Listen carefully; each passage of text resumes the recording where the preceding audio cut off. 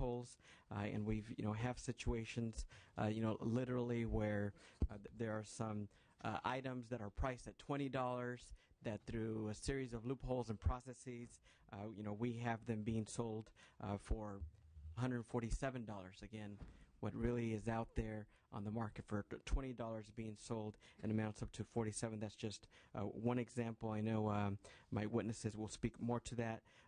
Specifically, this bill takes into account recommendations made by RAND, because we did ask for their analysis, and they provide some good recommendations. The bill makes pharmacy goods subject to the existing law that limits physicians from referring business to entities where they have a financial interest.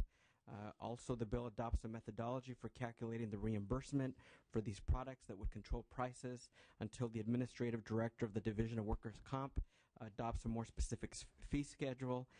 Again, there are numerous scandals and loopholes in the current system. This bill seeks to address that. I would ask for your support, and I do have some witnesses here to testify as well. Thank you. Witnesses in support. Thank you, Mr. Chair and members. Jason Schmelzer with the California Coalition on Workers' Compensation. I'm going to provide you with just kind of a brief little bit of context before we get started. Essentially, the way it works in workers' compensation is the employer is required to provide all treatment that's necessary to cure and relieve the effects of an industrial injury. There's treatment guidelines that we just talked about on another bill that kind of help guide treatment, and then there are fee schedules that kind of set maximum reimbursement levels, reasonable reimbursement levels, in order to control the costs. What we've seen over the years is that problems arise when there are loopholes in those reimbursement schedules, the fee schedule. A few years ago, there was a problem with repackaged drugs after the reforms in 2004. Essentially, physicians learned that they could carve out a little profit center for themselves by repackaging and distributing drugs out of their offices. It came a huge cost spike. Labor and employers got together to kind of close that loophole. Almost immediately following that, and maybe even at the tail end of that problem, we saw a spike in compound drugs, medical foods, and co-packs. In 2006, these three types of pharmacy products accounted for only 2.3% of paid prescription dollars in California workers' comp. By 2007, they had jumped to 18%, and then they've settled in nicely around 12 to 13% since that time. Assemblyman Solorio kind of outlines some of the ways in which these problems have arisen. But it really breaks down to three areas. One, there's problems in the law that allow for unclear billing. And a lot of the time in the workers' compensation system, and this is kind of the easy way of explaining it, when you muddy the waters and create friction, it becomes easy to exploit loopholes. And a lot of what we've seen is physicians that have dishonest billings, essentially. This isn't doesn't broadly apply to every physician that does compound drugs, medical foods, and co-packs, just sometimes. There's a fee schedule loophole where essentially doctors are allowed to charge by the ingredient costs, and they charge ingredient costs higher than they use to obtain the drugs. And then there's the profit center aspect. The current prohibition on self-referral does not include pharmacy goods, and that creates a profit incentive that sometimes interferes with the best decision-making. This is a huge problem. We're glad to be working with Labor and the Assemblyman to resolve the problem, and I'll hand it off to Great. Other witnesses to support. Thank you, Mr. Chair and members. Angie Way on behalf of the California Labor Federation. I, too, would like to take a step back and say out loud, because there are some new members to the committee. Many of you may have heard me say this before. From our perspective, there are two major principles in the workers' comp system: the injured workers who receive the benefits and the employers who pay the premium. Everybody else, quite frankly, in our opinion, is a vendor in the system who makes money off the system. And as I stated prior, the most severely injured workers, those receiving permanent disability benefits, have experienced a 70% slash in their benefits on average. The system has been decimated for our permanently disabled workers. And so when we see what seems to look like and smell like taking advantage of a loophole for excessive profiteering, it makes us mad. That's not money that should be lining the pockets of anybody in the system. If anybody, it should be going back to restoring the benefits of the severely disabled who are injured through no fault of their own on the job. And it's this type of inequity and wrongness in the system that makes us so vehemently in support of bills like this. As Mr. Schmelzer stated, we're not going to try and prescribe for ourselves a fee schedule that's going to work. What we've imported into this bill is a fee schedule and recommendations issued by the RAND Institute that's based on empirical data. What's my final point? My final point would be... You asked for an aye vote? I get mad thinking about it because it's not just that profiteering in the system misdirects where the money should go, and that is to the injured workers. This type of loophole can also, a little bit scarily, drive medical decisions, whether it's in dispensing or prescribing certain medications. When easy money is looked at to be made, then it does, we are concerned, influence the decisions of doctors and pharmacists. So we are very vehemently wanting to push this bill forward, capture the savings that we can find in closing the loophole for compounded drugs, and plow that money back into the injured workers who deserve their benefits to be restored. Thank you. Great. Other witnesses in support? Thomas Vu with the California Chamber of Commerce in strong support.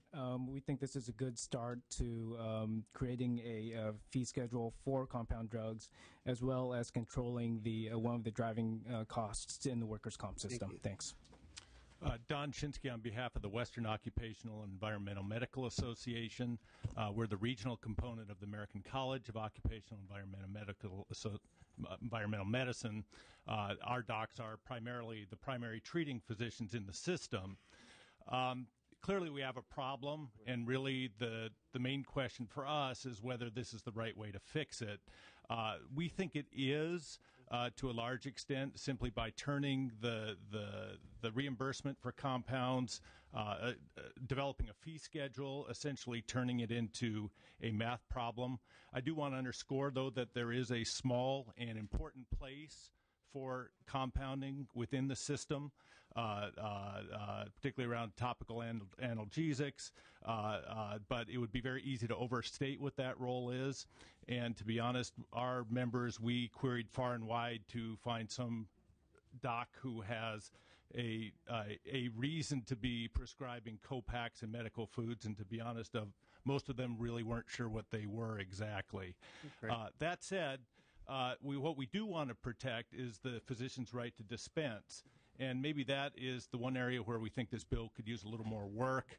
There's one area in there that talks about a cap on markup for dispensing of medical products at 120%. Products being defined as objects and substances. We'd hope for a little more clarity there. Does that mean crutches, splints, bandages, Tylenol? We would, that seems a little exploratory to us, and maybe trying to address problems that might happen at some point, but which we aren't seeing. Thank you. Great. We see that as a support, as working forward with the amendments. Right. Mr. Chairman and members, Scott Wetch on behalf of the State Association of Electrical Workers, the California State Pipe Trades Council, the Western States Council of Sheet Metal Workers, and the Elevator Constructors Union, and then in support for the aforementioned reasons. But in addition to that, Theo Peos had to step away and asked me to testify on behalf of the Association of California Insurance Companies that are a co-sponsor and strong support of the bill. Thank you. Julie Broyles here on behalf of the California Association of Joint Powers Authorities in support of AB 378. Hope to be able to work with you further on the bill in making sure that it gets through and does precisely what everyone needs it to do, which is to stop profiteering and to ensure that the money goes back into the system. Thank you. Other witnesses in support? Mr. Chairman, members, Christy Baum with California Professional Firefighters in support. Russell Nowak on behalf of Coventry Healthcare and the American Insurance Association in strong support of the chairman's bill. Thank you.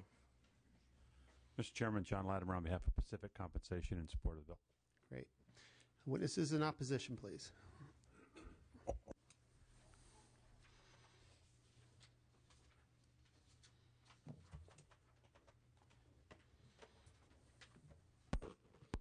Thank you, Mr. Chair, members of the committee. Carolyn Jenna with the California Medical Association. CMA has an opposed unless amended position on this bill, as we believe it's trying to address a real problem, but in its current form doesn't represent the right solution.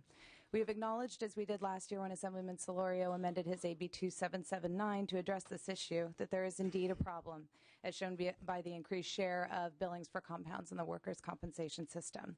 As with last year's bill, this bill gets into problems when it reaches beyond the cost issues involved and attempts to control utilization and tie the hands of physicians who believe in their best medical judgment that these products are the safest and best treatment for an injured worker.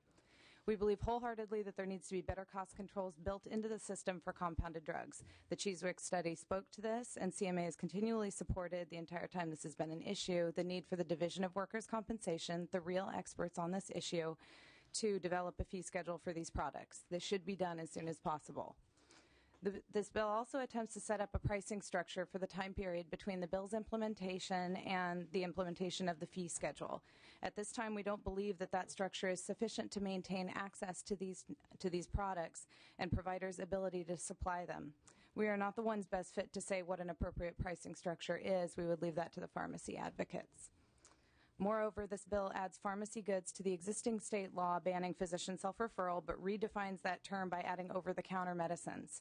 We don't believe this addition is appropriate for the purposes of this bill, and in fact will have unintended consequences and should be removed.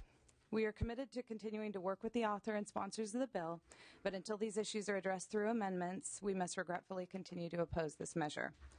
Compounded drugs are a valid method of treatment for injured workers that must remain available in those cases where they are appropriate. To speak to the critical need to maintain access to these medications, I have with me Dr. Lee Snook, a locally practicing physician who has been seeing workers' compensation patients for years and who is the chair of CMA's Technical Advisory Committee on Workers' Compensation. Thank you. Next witness. Thank you, Mr. Chair and members. I've identified myself as Lee Snook. I manage a chronic pain practice in Sacramento, and approximately 45% of my practice is workers' compensation. Thank you for the opportunity to testify to the committee today on the role of compounding drugs, in specific reference to my occupational medical practice. I've seen the data and studies the bill's author refers to, and the CMA has previously and recently acknowledged that there is a problem given the rising share of costs that compounded drugs represent. We acknowledge that. However, the committee should be vigilant about the need to preserve access to compounded medications for injured workers. As I've said, I've been seeing workers' comp patients for over 20 years prior to any Senate Bill 899 or any of the other reforms. And injuries ranging from mild to serious, life-threatening, and life-altering, debilitating injuries. Those particular patients are the ones that will need compounded medications. Most of the time, when a medication is required to treat an injured worker, most of us prescribe mass-produced, standardized pharmaceutical products, preferring lower cost or generics whenever possible, whenever we can get away with that. There are times, however, for some reason or other, that these medications are insufficient to meet the medical needs for some injured workers. For example, if a patient has chronic intractable back pain or RSD and has failed conservative therapies, I'll at times prescribe an implantable pain pump to provide necessary medications directly to the nervous system via the spine so that their pain treatment is localized and more effective. This modality of application obviates the threat of abuse or addiction as another benefit. In other instances, if a topical anesthetic is appropriate, such as in the case of complex regional pain syndrome or CRPS, I'll prescribe a compounded topical cream to address specific needs. Transdermal application of medications can be extremely effective. As you know, there are a variety of newer patches available commercially that provide medication through the skin. In some instances, compounded medications unique to a particular situation is necessary and is not commercially available. This is where the compounding comes in. Over the years, there have been several patients that have benefited significantly with application of topically compounded medication to control their chronic pain. Let me restate that. Over the years, there have been several patients that have benefited from this. In the case of a pain pump or intrathecal administration, compounding is essential. Well over 80% of the patients that I have that have this modality have a compounded preparation. And when we first read the bill, this was one of the concerns we had about the unintended consequences. And keep in mind that medicine, the practice of medicine is both a science and an art. Though we are often governed, especially in the workers' compensation system, by clinical guidelines and evidence-based medicine, it is also critical that we maintain the ability to provide the best treatment to each patient. And I believe in my best medical judgment that a compounded medication may serve a patient better than a standardized mass-produced one. I need to have the ability to do that. This does not mean that there should not be price controls based on what providers may bill to the insurance company for these products. I absolutely agree that the Division of Workers' Compensation needs to develop a fee schedule for these products so that the perverse incentive to overprescribe and overbill for them is taken away. Okay. Compounds are a legitimate treatment modality that unfortunately some are abusing to the detriment of most treating physicians who are acting in good faith and in the best interest of our patients. Cost controls are critical in addressing this problem, as they were instrumental in addressing the issues with repackaging. CMA worked with the division, and I, as chair of the Workers' Comp Technical Advisory Committee, in crafting a solution on behalf of our injured workers. Since then, that problem has largely been resolved. Unfortunately, the sponsors of this bill are attempting to go beyond this solution to put additional constraints on the availability of these medicines, which is inappropriate and will harm some injured workers and tie the hands of physicians like me. Thank you for your attention. Thank you. Other witnesses? Yes, Jim Gross on behalf of the California Pharmacists Association. As small employers, we support the goal of both the author and the sponsors to reduce abuse in the system and to reduce costs in the system. And we do agree that there should be a very specific fee schedule for compounded products. I won't repeat some of the comments that were made regarding the legitimacy of these products. Well, I will say is the language in the bill will result in almost a complete denial of access to compounded products for injured workers.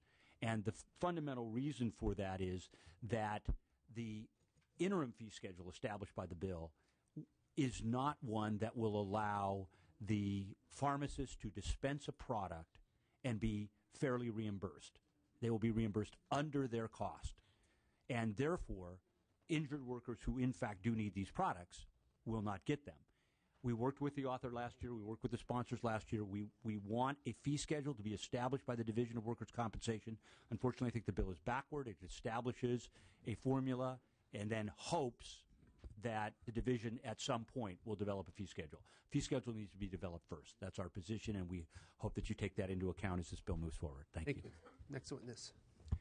Mr. Chair, members of the committee, my name is Steve Katolika. I represent the California Society of Industrial Medicine and Surgery and the California Society of Physical Medicine and Rehabilitation. Without rehashing the efficacy of the medications involved, nor some of the other comments, we do closely track WOMA's position in many ways. We are against excessive profiteering. The easy money that can be made in a system this complex needs to be continually and diligently fought. But we do believe that the bill is somewhat exploratory in some of the aspects that it attempts to go forward with. We, as we did with the bill last year, support anything that will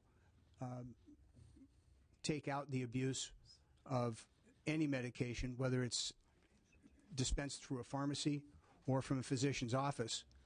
But the legislature decades ago in the B&P Code allowed for physician dispensing, and we believe that needs to be preserved. We'd like to continue to work with the chair and the committee to focus the effect of AB 378 by carefully defining what a compounded drug actually is, and to the extent we can, to help determine the best fee schedule possible to accomplish the goal of eliminating the incentives for abuse.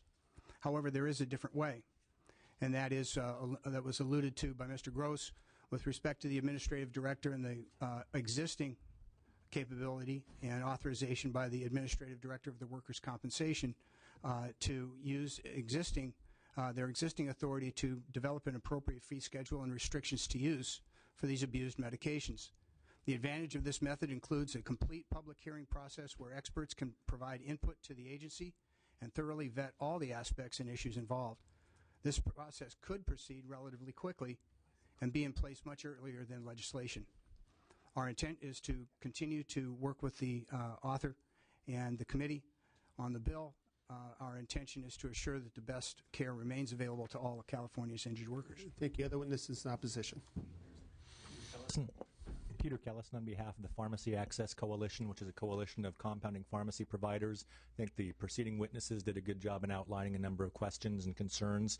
Our position is opposed unless amended. We would specifically like to contribute to a fee schedule that results in pharmacies continuing to provide compounded prescriptions to injured workers, and look forward to working with the author and others. Thank you. Next. Good morning, John Moffat on behalf of Physician Therapeutics and Medical Foods developer, manufacturer, and distributor. We have an opposed unless amended position. Let me be clear, we have no issue with being in the cost limitation portion of the bill. We think there's a technical issue with how medical foods are classified in the self-referral section, and it's basically a structural issue from moving from the first set of amendments to the second set. And so we would ask that medical foods be taken out of section 139.3 in the definition of pharmacy goods. But once again, we have no problems with being in the cost limitation part of the bill. Great. Thank you. All right. Member questions? Ms. Skinner. I appreciate the testimony that was provided and the also intent of the bill. I did have a similar concern on the medical foods aspect. I'm not as versed in the other parts, so it may be that since I am now versed in the medical foods part and know that they must be compounded depending on the circumstance of the illness or the whatever condition of the patient. And it seemed like some of the material in both the analysis and the testimony that it may be that we do need a slight fix on the medical foods side.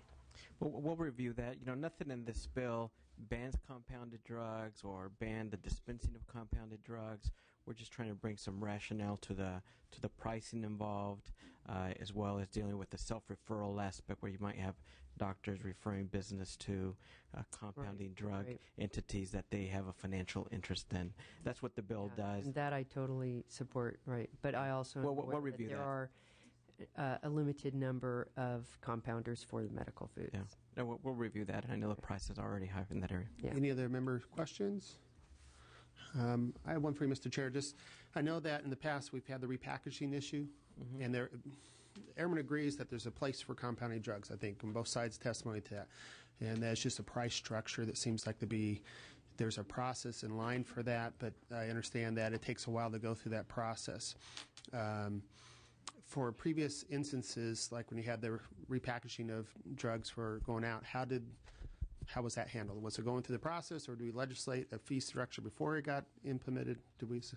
Any comments? Given the term limit situation, I was not around back then, so I don't know if anybody would. I'm just wondering like for the experts on here. We have what's our, the normal our procedure? very able chief consultant, Mark Rakich, who will provide that background. With respect to the repackaging issue, there was legislation introduced, and it moved from the Senate over to the Assembly. And during that process, the administrative director, who hadn't felt a need to engage in the regulatory process, took up a regulatory proceeding and ended up adopting a regulation that controlled that. But on the question of whether the AD would or wouldn't have done that absent legislation, it's an open and debatable question. Okay, well, I'm just looking at what the normal procedure is this going outside the normal procedure or not to do that? What can we do as a legislature to put pressure on the agency who's supposed to be doing this to make it happen if it's not for legislation? You make a good point there, because we currently yet do not have an administrative director of the Division of Workers' Comp. So this would begin to nudge that, as well as, again, I know we oftentimes don't like all this power to be delegated to bureaucracies. And we hear those comments on both sides of the aisle, that this is an opportunity for us to take direct action on something where there are high amounts of fraud and abuse. And if we see fraud and abuse, especially to this scale, we ought to act and not wait for bureaucracies to take action. Ms. Doris? Well, I would agree wholeheartedly that there has been an absence there of a director, and that could be part of the reason. While I am very supportive of reducing abuse and ensuring that we develop a fee schedule, that portion of the bill I fully support, I am very concerned about the possibility of absolute denial.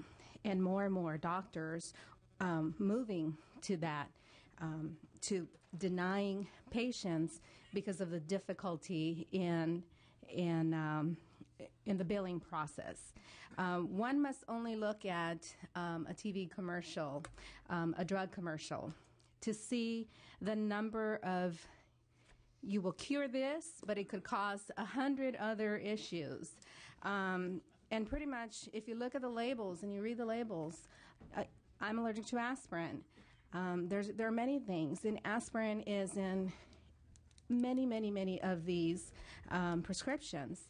Motrin causes ulcers, and yet Motrin, for somebody that has tendinitis, that's what is prescribed. So being able to treat a specific body part versus treating my entire body is, I think, very important and ought to be left to the doctors to decide.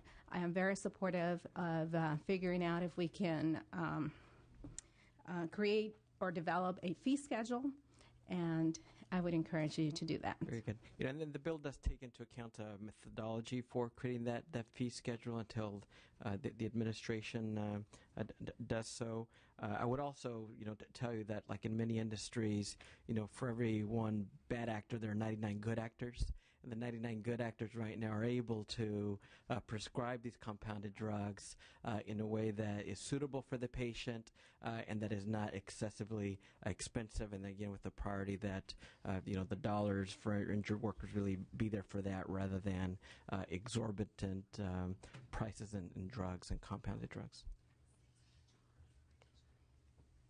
Ms. Hayashi. Yeah, thank you, Mr. Chair. I have a question to the author or Ms. Angie Way from the Labor Federation. Is there a reason why we can't adopt a fee schedule in the bill? Thank you, Ms. Hayashi, for that question. Angie Way on behalf of the California Labor Federation. The structure of the bill currently does lay out a fee schedule that is based on the RAND Institute's January 2011 study at the request, I think, of the chair of this committee. It does lay out a fee schedule, and then it compels the administrative director to adopt a fee schedule after that. Now, as it's been raised, we have currently no administrative director. We do expect somebody to be appointed soon, we hope. That person will take some time to catch up. And so in the interim, between now and when an administrative director is able to promulgate a fee schedule, we'd like to address the problem through the fee schedule that's laid out in the bill. That fee schedule is based on the RAND study and the kind of empirical data that they've been able to do to disaggregate the different ingredients that go into compounded drugs. I would say on behalf of our organization, I don't want to speak for the other supporters of the author of the bill, but that if somebody else, another constituency, another stakeholder can also bring empirical data to justify why a different fee schedule is justifiable here, we would be open to that. The final thing I would like to say is to the pharmacies and the Pharmacists Association, when there was a fee schedule adopted, I feel almost like the elder here because I've been around on workers' comp for a little while now. When the fee schedule for pharmacy was adopted in 04-05, frankly, the large chain pharmacies screamed about no more access to prescription drugs for injured workers. And of course, we care the most, I would argue, about access to treatment, medical treatment, and prescription drugs for injured workers. That's not an outcome that we're trying to advocate for. At that time, the chain pharmacy said, we're not going to accept workers' comp anymore. This fee schedule is going to prohibit our ability to stay afloat or to make a profit on this. The Chicken Little, Henny Penny all came to town, and I would say that anybody who walks into a chain pharmacy now, one can hear over the overhead when you walk into Walgreens or Rite Aid or Long's, bring your workers' comp here. We'll take it. We'll fill your prescription for workers' comp. Those concerns about access never bore out. And so, again, if any stakeholder here can bring alternative empirical evidence as to the need for a different modified fee structure laid out in the chair's bill, we would be open to that. But the challenge here is to make sure that it's empirical and based on data, which is what this RAND study does. Thank you. Mr. Gross. Jim Gross on behalf of the California Pharmacists Association. I'll only address Ms. Way's first point, and that is that we would love that opportunity. As Ms. Hayashi suggested, I don't believe the division is going to get to this anytime soon. So if you want to develop a real fee schedule in the bill, the RAND study is only a start and has many flaws in it. But we would love to actually work with the author and the sponsors to develop We're a whole open to fee that. schedule. We're open to any amendments from this group. Well, it's more than amendments. It's obviously sitting down and working out the numbers. Sure. So we appreciate that opportunity. Thank you, Ms. Hayashi. Peter Kellison for Walgreens. Does not have a position on this bill, but in discussing the language of the bill, I did learn that in March, Walgreens dispensed 10 prescriptions out of their 600 California pharmacies that were based in workers' compensation. So Walgreens does not really participate in the program. I just wanted to clarify that. Very good. Thank you. Thank you. Any other questions from the members on here? Just one quick question, Mr. Chair. Can we structure a bill to order the department to do its job, and instead of providing something, but say, hey, actually do your job by a certain date, with all of us, do an urgency and get this thing signed, and say you got 90 days to put this through? It seems like there's an appropriate place for this. I think we all agree there's a need for this right now. Right. I think everyone agrees that there's a need, but again, as was stressed by one of the witnesses, we've had the RAND Institute do a very detailed study that we really right now, in terms of the intellectual capital, have really the best information in terms of a fee schedule and a methodology for his fee schedule. And again, if there's anybody that has input into that, we're open to on it. that study. Is that the basis of previous price guidelines? Is a RAND study? Well, this is new just to this subject because this is a whole new phenomenon. But I mean, have we used RAND studies for other over-the-counter drugs or anything like that? I mean, what makes them authoritative on this, I guess? Mr. Hagman, the RAND Institute has developed a deep specialty in workers' compensation. And if you look throughout our labor code, RAND Institute is cited, and their studies are cited, for example, in developing the permanent disability schedule. We'd say that the prior administration misused the RAND study, but it is cited throughout our code, and I think is seen as a legitimate empirical analyst on this issue. I would also like to make one point, and that is that this study was at the request of the Commission on Health and Safety and Workers' Compensation. In full disclosure, I am a member of that committee. That committee is a labor management research arm to look at issues in workers' compensation. That through the Commission, Chiswick, we had a public hearing on the study. We had public ability for people to submit comments to the study, had public hearing and people who could testify in the study, and we had very little feedback then. So there has been some pretty relatively broad, I don't want to say it was completely broad, but relatively broad public process around this already. Thank you.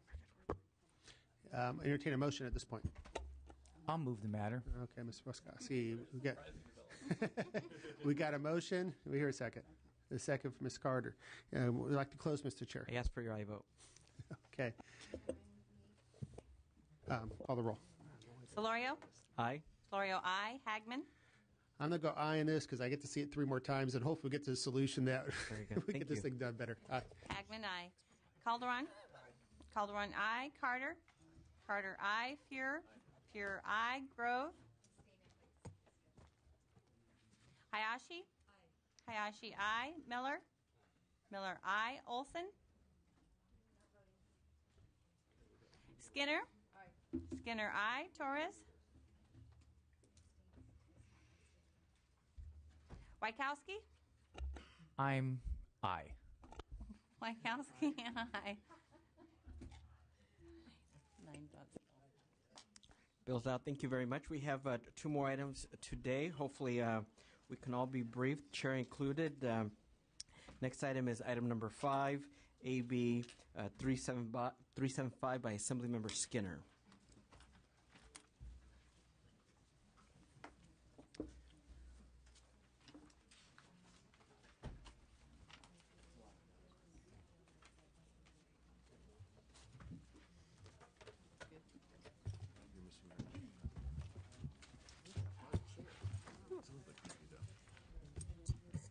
Thank you, Mr. Chair. Members. Welcome.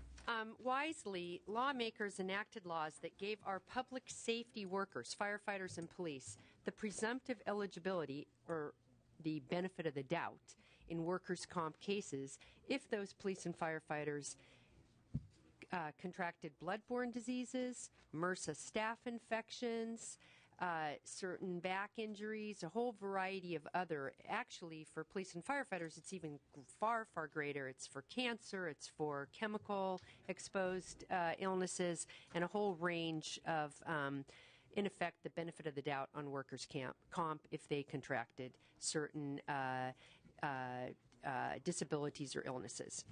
Now, interestingly, we have not provided such a benefit of the doubt to our hospital workers who provide direct care to patients. And specifically, what my bill does is provide that for what you would expect, of course, an acute care hospital worker would be exposed, obviously, to bloodborne diseases at a very high rate, and to MRSA staph infections. MRSA now being the staph infection that is, unfortunately, and not any disparaging towards any hospitals, but common now and very antibiotic resistant. So what my bill does is provide that benefit of the doubt to the direct care hospital worker in acute care situations.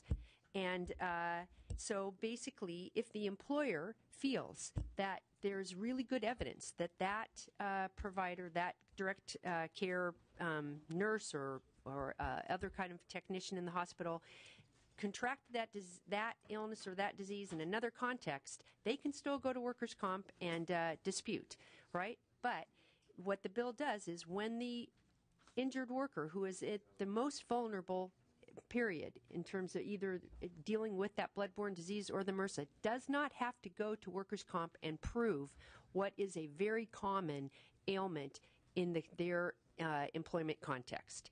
And I would also just indicate that, you know, part of my interest in this bill, besides that I think that it's a very important thing, is a gender equity issue. Because if we take our public safety workers, who I respect highly, it's a profession that's 80% male. And if we take our hospital care workers or nurses that are addressed in my bill, they're 80% female. Very good. Thank you. Let's hear from the witnesses. Mr. Chair, members, Deanna Furman on behalf of the California Nurses Association. I'd like to cede my time to our member, Catherine Donahue. Thank you very much. Good morning, Mr. Chair and members. I'm Catherine Donahue, a nurse at St. Joseph's Hospital in Eureka, where I work in ICU. I've been a nurse for 34 years, and I am on the board of directors for the California Nurses Association. Today, I'm here to tell you about my recent MRSA infection and my workers' compensation denial. MRSA is very prevalent in hospitals. Some floors have up to 40 to 50% of their patients at times with MRSA wounds and infections. Last year I was working at the hospital, and I came down after working 10 hours into my shift with a sore finger, just a sore finger from washing my hands multiple times. Within several hours, that had evolved into a large, nasty-looking infection, and by the next morning it was very, very ugly. When it was determined that it was MRSA, I applied for workman's compensation. After my claim was submitted, I received a phone call from the workers' comp insurance adjuster, who is the insurance provider for the St. Joseph Health System workers' comp. And that adjuster, the phone call was very uncomfortable and intimidating because the adjuster was very contentious and did not appreciate my views and answers to their questions, and kept asking questions about my dogs, stating that MRSA could be contracted by touching and feeding and playing with my dogs. The investigator told me pending the investigation I would know if my workers' comp claim was approved or denied. In about 2 weeks, I received a letter denying my claim on the basis that there were no patients with MRSA in the ICU. Patients are placed in isolation only after wound cultures are returned positive for MRSA findings, and that could take several days. Healthcare workers are part of the public safety net, and along with police and firefighters, but we tend to be women. Our exposure rates are constant in an 8 or 12-hour shift, and we need these protections allocated in AB 375, and I respectfully ask the committee's support for AB 375 today. Thank you. Thank you very much. If we can have names and organizations of the others in support. Mr. Chairman, members of the committee, Christy Baum representing the California Professional Firefighters. Respectfully, I'd like to correct the record that actually, shamefully, at least the fire service is 97% male. We're working on that. Stand corrected. And then I would just suggest that, you know, it's a presumption, not an assurity, as my firefighters well know. Even the presumptions that apply to them, it requires quite a battle and quite a high level of proof. You know, guaranteed exposure, et cetera. I wasn't supposed to speak. Okay. In support. Thank you. Paloma Perez on behalf of Consumer Attorneys of California in support. Thank you. Angie Way, California Labor Federation in support. Thank you. Elena Perez, California National Organization for Women in Support. Thank you. Brooks Ellison on behalf of the United Nurses Association of California in Support. Thank you. Mr. Chairman, members of the committee, Lee Sandall with the International Longshore and Warehouse Union in strong support. Thank you. Mike Carroll with the California Applicant Attorneys Association in support. Thank you. Any in opposition?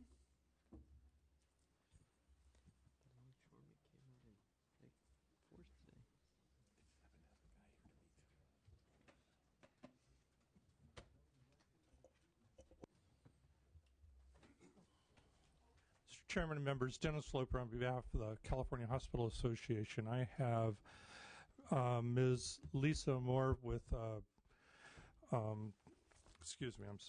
with Providence Hospitals and Judy Chenonopoulos with St. Joseph's Hospital Systems to articulate our opposition. Thank you. Thank you.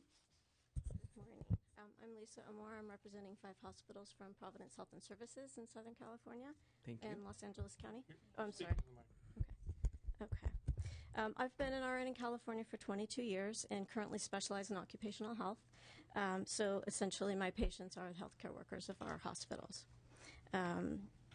I appreciate and share Assemblymember Skinner's desire to improve conditions for healthcare workers in California, but there are significant unintended consequences of AB 375, which is why I am opposing this bill. There's no data or evidence to support the need for legislation that offers a presumption of compensability for the conditions stated. It offers a solution where there is no problem, at least according to our data. For our 5 facilities in California, we did a 10-year study and found that for all employees, not just direct care providers, but all employees, our denial rate for back or neck injuries was 2%. Our denial rate for infectious diseases for the same population, 3%. Rather than make presumptions, sound evidence should dictate whether a condition is work-related or not. There are other areas where healthcare workers are vulnerable and could use support, but this is just not one that's necessary. There are regulations and processes in place, for example, for blood or body fluid exposures, which includes the employee and the patient source being tested for hepatitis B, C, and HIV. There are even laws to protect the employee so that we can test the patient source without their consent for HIV. So the need to presume that a bloodborne pathogen infection in a direct care provider is work-related is unnecessary, and the expense is astronomical. Self-insured hospitals such as ours, such as the 5 that I am representing, are required to reserve for the worst-case scenario in California, which means, for a hepatitis C case, it could be a liver transplant. That equates to hundreds of thousands to a couple of $1 million per case. What that does is that it takes away our ability to grow our business, which means jobs not just for healthcare workers, but for others in healthcare facilities. So I sincerely hope that you will consider the significant unintended impact of this legislation. Great. Next witness in opposition. Hi, I'm Judy Chenopoulos. I'm Director of Workers' Compensation and Loss Control with St. Joseph Health System. Typically, as Representative Skinner had mentioned, that the presumption that presently exists with a population of employees that significantly have very identifiable employers. Their employment is identifiable by the relationship that they have with the government agencies that they work with. Unfortunately, that doesn't hold true in healthcare. Typically, we see that our employment relationship with our employees is shared with up to 2 or 3 employers at the same time. And that leaves us with the question of where does that presumption lie? This, I think, has unfortunate consequences in terms of expeditious delivery of benefits to our injured workers. Potentially what you're putting on the table with this presumption is an adversarial relationship for us as employers with the other employers that also have an employment relationship with the individual employee. This would exponentially increase litigation, and based on our present demographic of injured workers, 72% of our employees would fit that presumption and potentially touch that presumption.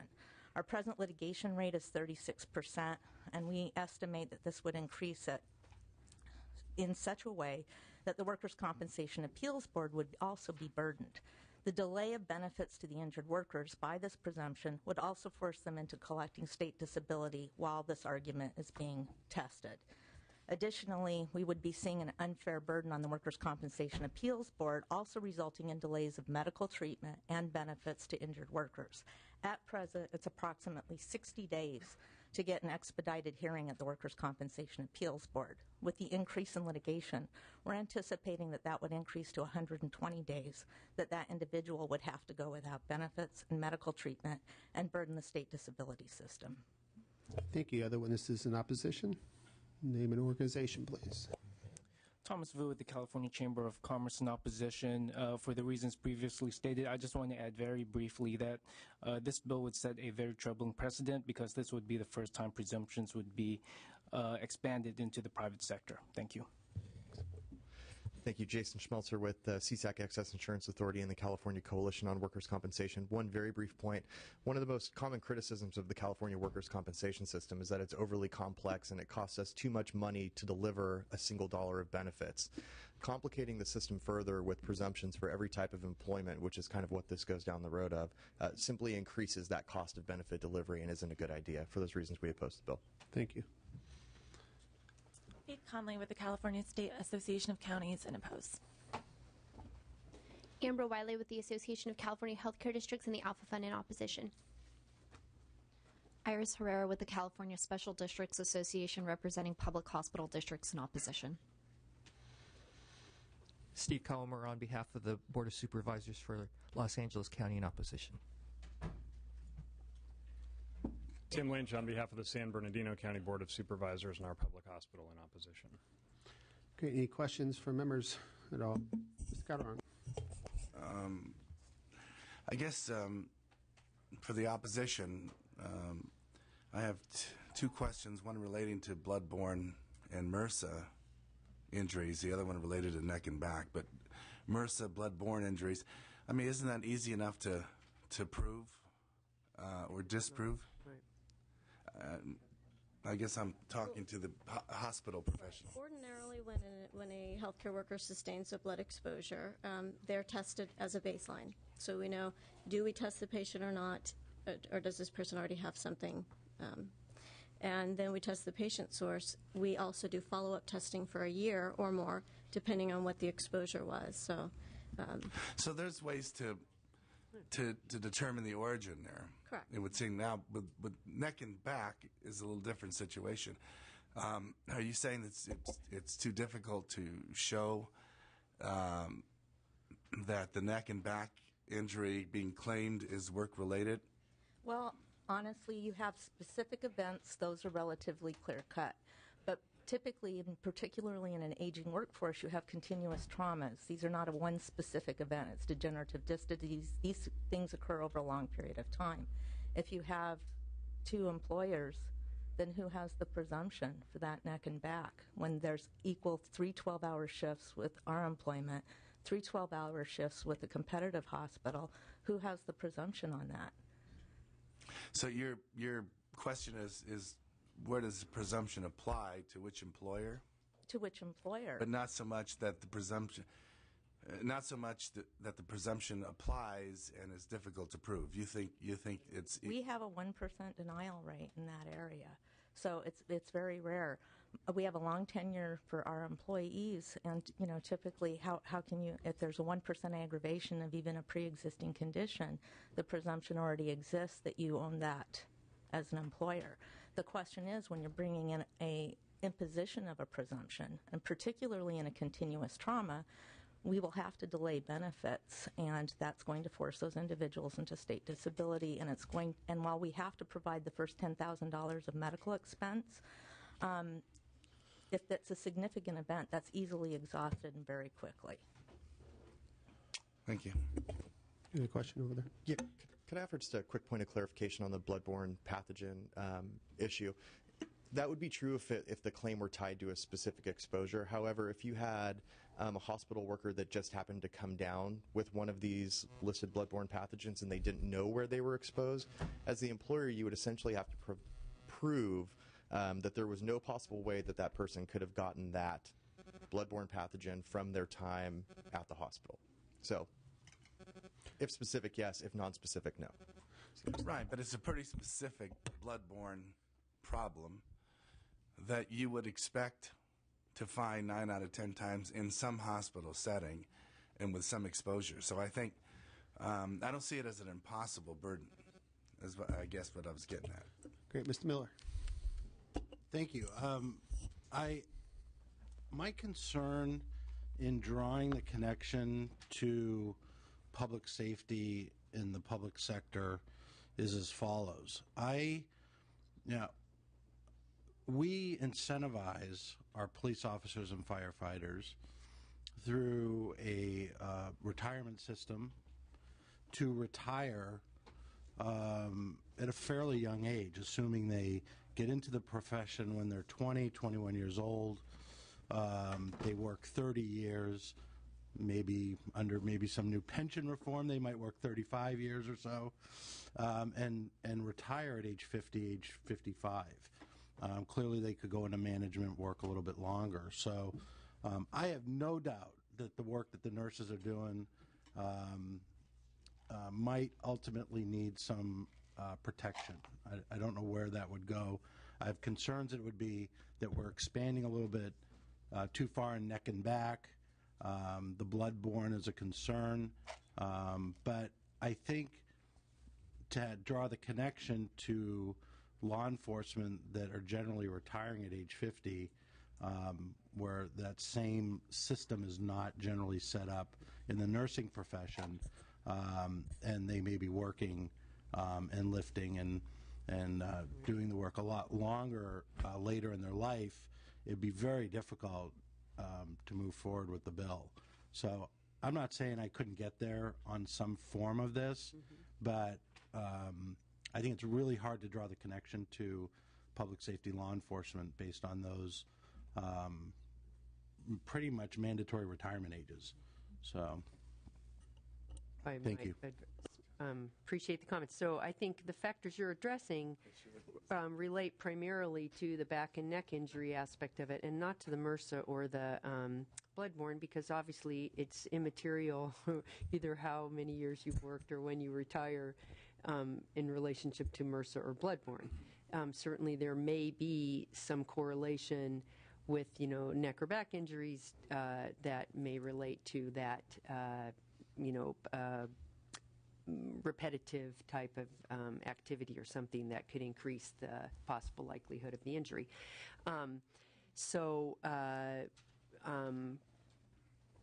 We can discuss that aspect as we move through the process. I did want to, I don't know if other members have comments. We do have a couple more questions, so maybe let's see what they are, and you can address more in your close. Assemblymember Grove. Thank you, Mr. Chair. Ms. Skinner, I just have a few concerns. Right now, the law says that benefits have to be liberally construed to the benefit of the injured worker. That means they get the benefits beyond the reasonable doubt type situation, that the judge has to do that. Creating a presumption is almost impossible to defend from an employer standpoint. Even with just the liberally construed portion of it, I've been in personal cases through private business that we have videotape of a gentleman hurdling bushes across a parking lot and then 30 minutes later showing up to the WCAB and being in a walker, barely able to move, and that was a lapse of pain in his day. And those are real things that happen in the private sector and in the real world, aside from the building up here. So my concern is that with a presumption, even those cases or beyond those cases would be almost impossible for an employer to defend. And then my second, statement is your bill talks about 180 days after they actually leave employment. So somebody could leave healthy, no problems, never having a claim. There's already law where if somebody claims an injury prior to leaving, and then after termination or after leaving that employer, they have another incident or something that happens, they can go back to the employer for that specific claim. But not to have any claim or anything prior to the employee leaving the employment, and then just randomly 6 months later they say I'm injured, and to be presumed that the employer is the cause of that. Not to mention the questions that were risen by the hospital here. What if they went to work for another employer? Is it that employer's presumption, or is it the previous employer's presumption? Or what if somebody works for several different hospitals? whose presumption is it? I think it's a real slippery slope, and I can't support your bill. And maybe just in your closing, you could address that, Vice Chair Hagman. Thank you. We've heard from a couple of witnesses about a very low rate of denial in some of these entries. Do we have any other data about the rest of the population as far as there being problems with the claims at this point? Anything besides a 1 or 2 or 3%?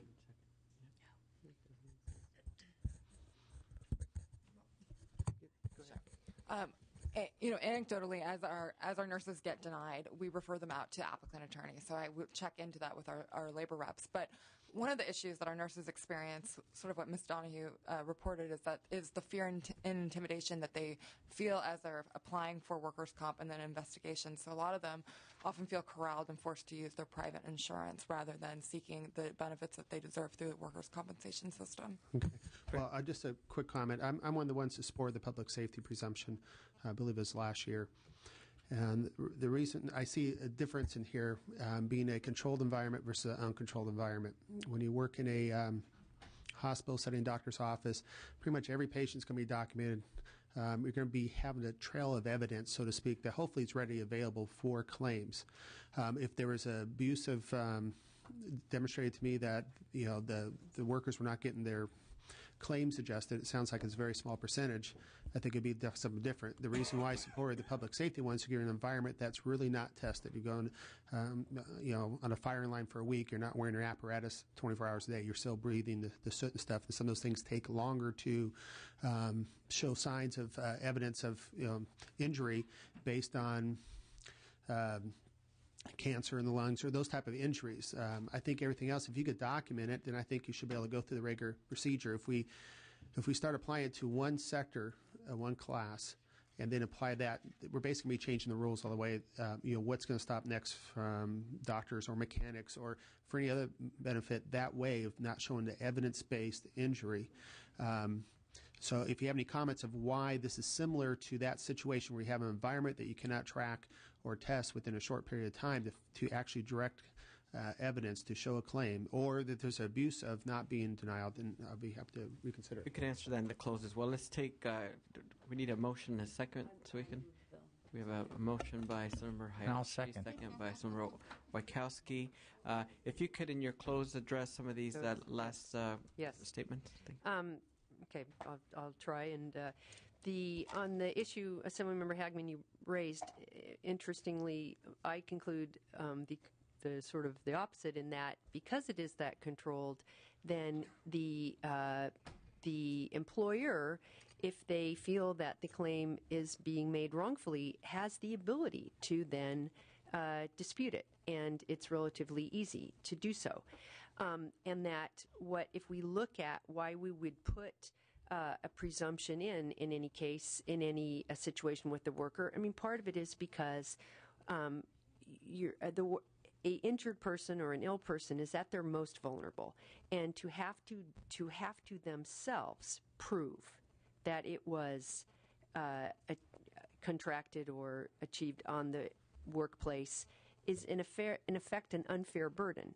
So because the employer, especially in this case with that controlled environment, has so much ability to demonstrate if, say, in a bloodborne, say, circumstance that employee really was not exposed, then of course the claim would be denied.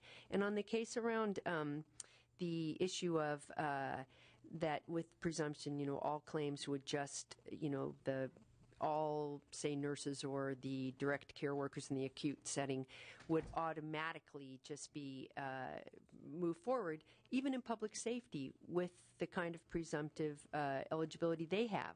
Many times, firefighters and police do still have to prove to the workers' comp board to get their workers' comp. So, and that was indicated by Ms. Bauma speaking for the firefighters. I have introduced a similar bill in the past, but I wanted to make clear to the committee that this bill is narrowed, that I have reduced the amount of time, and if in terms of the time for both the claim and the eligibility. And if we take bloodborne in particular, that is not always evident right away. So the amount of time is reasonable on a situation like that. I've also narrowed the bill to only cover direct care workers who provide that patient care in acute care hospitals. I've also eliminated the H1N1 as one of the illnesses. So I did narrow it on the basis of concerns in past discussions in committee and such. Very good. Thank you. I Ask for your supported vote. this last year. I plan on supporting it again today. Thank you so much for your presentation and your testimony. With that, let's call the roll. Solorio? Aye. Solorio, aye. Hagman? No. Hagman, no. Calderon? Aye. Calderon, aye. Carter? Aye. Carter, aye. Fuhr? Aye. Fuhr, aye. Grove? No. Grove, no. Hayashi? Aye. Hayashi, aye. Miller? No. Miller, no. Olson? No. Olson, no. Skinner? Aye. Skinner, aye. Torres? Aye. Torres, aye. Wykowski? Aye. Wykowski, aye. Bill is out. Congratulations. We have one last bill. Thank you, everyone, for your patience. A lot of complex bills today. Last but not least, we have item number 9, AB 736, by Assemblymember Calderon.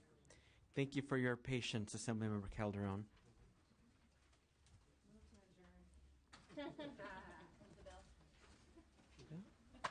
Yeah. And we already have a motion for your bill. We have a motion by Assemblymember Olson, second by Assemblymember Hayashi. There's already bipartisan broad support. That's the high vote. Any questions, comments? No? Any witnesses in support and witnesses in opposition? I'll wait. Sounds like there's a lot of support if we can be very brief because we have support on both sides. Mr. Chairman, members, John Norwood on behalf of the Insurance Agents and Brokers Legislative Council. We're one of the sponsors of the bill, and we support the bill. Given the time, I'm happy to answer questions. Very good. Thank you. Just stand by if we have questions. Thank you. Sherry McHugh, representing the National Association of Insurance and Financial Advisors, in support of the bill. Thank you. Stephen Lindsay with the California Association of Health Underwriters. We support the bill. Thank you.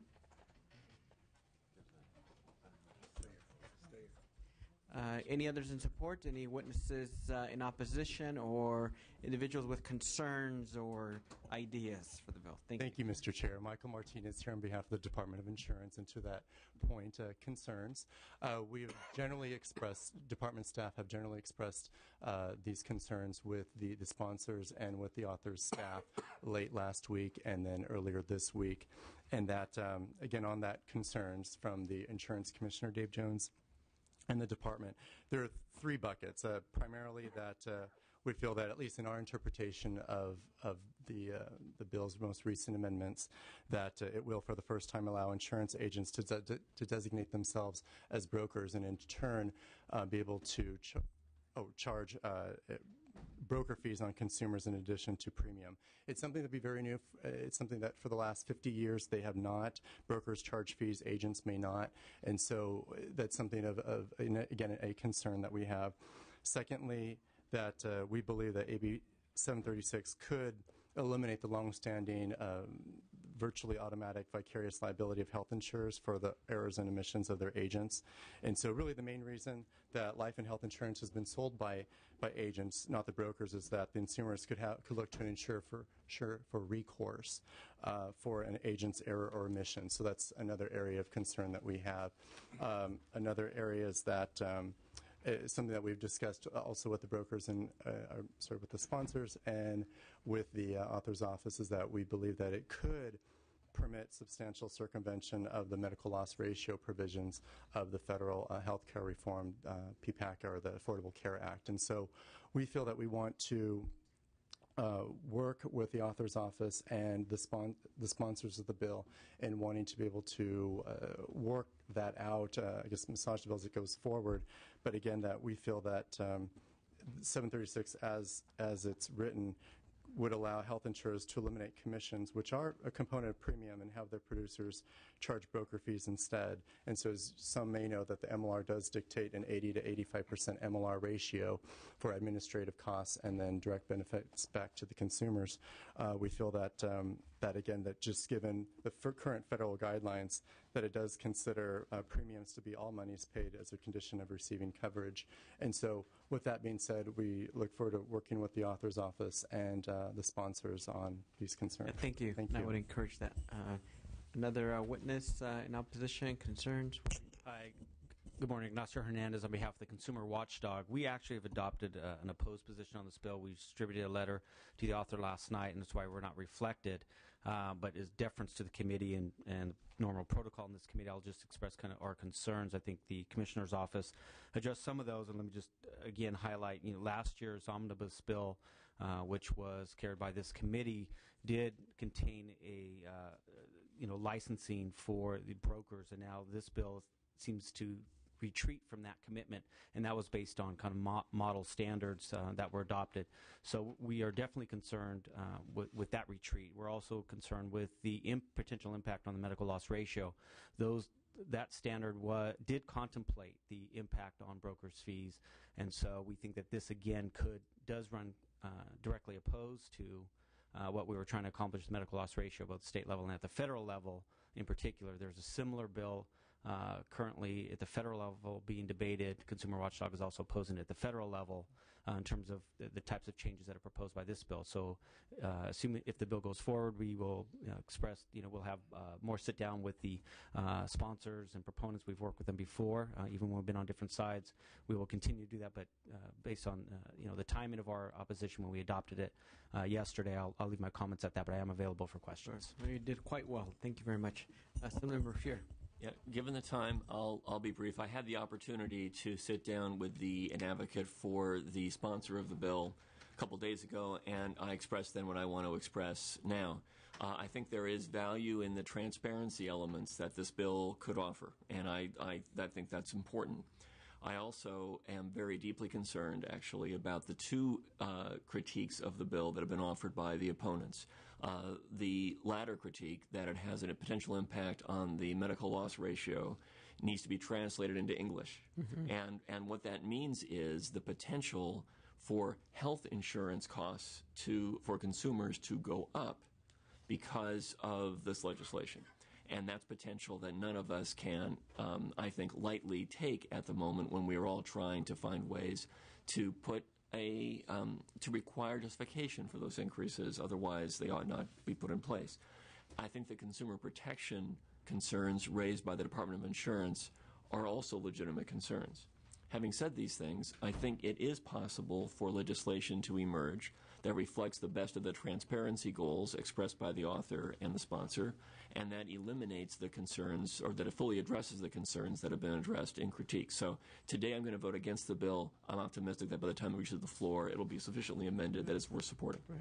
Now, thank you for your comments, and I would just reiterate that some of these opposition statements we got late yesterday or today, but definitely, I know I'm committed, my staff is committed to working with the author on seeing if we can clarify some of that or take that into account. Any other questions or comments from my colleagues? Seeing none, would you like to close some member? I'd rather that members vote for it now and then against it if we don't fix it. But other than that, I ask for an aye vote. You'd like them to vote for it before they vote against it? I hope that's what I plan to do. We do have a motion and a second. Let's call the roll. Solorio? Aye. Solorio, aye. Hagman? Aye. Hagman, aye. Calderon? Aye. Calderon, aye. Carter? Carter, aye. Fuhr? No. Fuhr, no. Grove? Grove, aye. Hayashi? Hayashi, aye. Miller?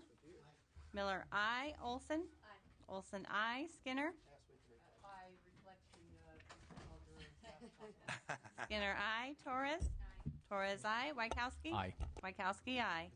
Bill is out. That bill is out. We've concluded our business. We will not adjourn the meeting yet until we allow folks to add on. We had one that didn't get fully out. Which one? I thought we did. Yes, Which one is do that one first. It only had 6. Nobody was here. Oh, there's one bill that was on call. It's called roll. I thought 589. 580I by Fong. Call the absent members. Calderon? Aye. Calderon, aye. Miller? No. Miller, no. Torres? Aye. Torres, aye. Bill is out. That bill is out. We'll keep the meeting open so individuals can add on, and we'll adjourn after that. But if you need to add on, please add on now. Yes. Hayashi, consent? Are we on the roll for all? First. Oh, I'm sorry. I'm sorry. On the Ing bill, 793. Torres, aye. I've got to start myself with these mails. Yep, that was all that you were on. Consent? Right. Oh, right. Consent. Okay. Torres, aye. Thank you. And I'm abstaining in the Mr. Chairman's bill. Am I on consent? No. No. Consent.